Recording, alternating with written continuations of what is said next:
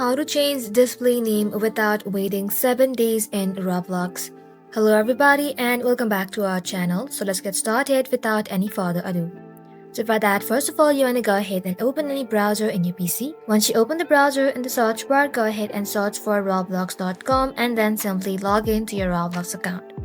So once you're logged into your account, go ahead and tap on the settings icon.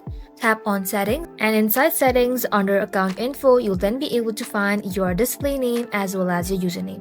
So in order for you to go ahead and change your display name without waiting 7 days in Roblox, tap on this edit icon. So when I try to change my name, it will automatically say that my name has already been changed in the past 7 days. So what we're gonna do is simply set our display name same as the username. So tap on this edit icon, go ahead and change the display name to your username, and just like so, simply tap on save. And just like that, you'll then be able to change your display name in your Roblox without waiting for 7 days.